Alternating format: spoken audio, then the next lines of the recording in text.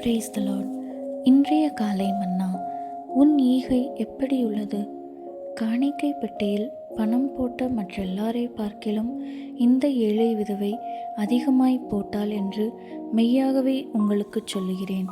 அவர்கள் எல்லாரும் தங்கள் பரிபூரணத்திலிருந்து எடுத்து போட்டார்கள். இவளோ தன் வறுமையிலிருந்து தன் ஜீவனத்துக்கு உண்டாயிருந்ததெல்லாம் போட்டுவிட்டாள் என்றார். மார்க்கு 12:43-44. தேவ பக்தியுள்ள இந்த விதவையின் ஆழ்ந்த அர்ப்பணிப்பை காண்பது நமக்கு ஆச்சரியத்தை அளிக்கிறதல்லவா? காணிக்கை பணத்தின் பெரும் பகுதியை கொண்டு ஆசாரியர்கள் என்ன செய்து கொண்டிருந்தார்கள் என்று இந்த விதவை அறிந்தவளாயிருந்திருக்கக்கூடும். அவர்கள் காணிக்கை பணத்தை ஆலயத்தை அழகுபடுத்துவதற்கான விலையுயர்ந்த அழகிய கற்களுக்காகவும் ஆலய அலங்கரிப்பை அதிகரிப்பதிலும் வீணாக செலவழித்தார்கள் என்பது வெளிப்படை. லூக்கா 21:5 வாசிக்கிறோம். அவள் ஒரு சாதாரண ஸ்திரீயாக இருந்திருந்தால் காணிக்கை பணத்தை எவ்வளவு தவறாக செலவழிக்கிறார்கள் என்பதை நான் கண்டும் அறிந்தும் இருக்கிறேன்.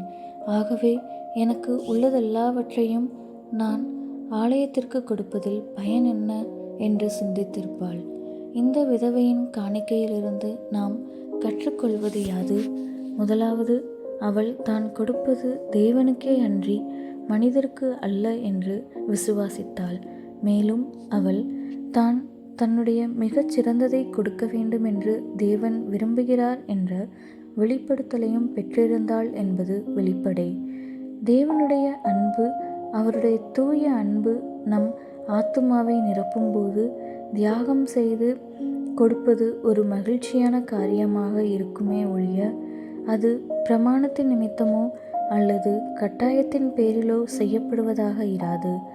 தேவன் பேரிலுள்ள நம் அன்பு வளரும்போது நம்மை சுற்றிலும் என்ன நிகழ்ந்தாலும் நமக்கு உள்ள அனைத்தையும் அவருக்கு கொடுக்க நாம் மேன்மேலும் மனமுவந்திருப்போம்.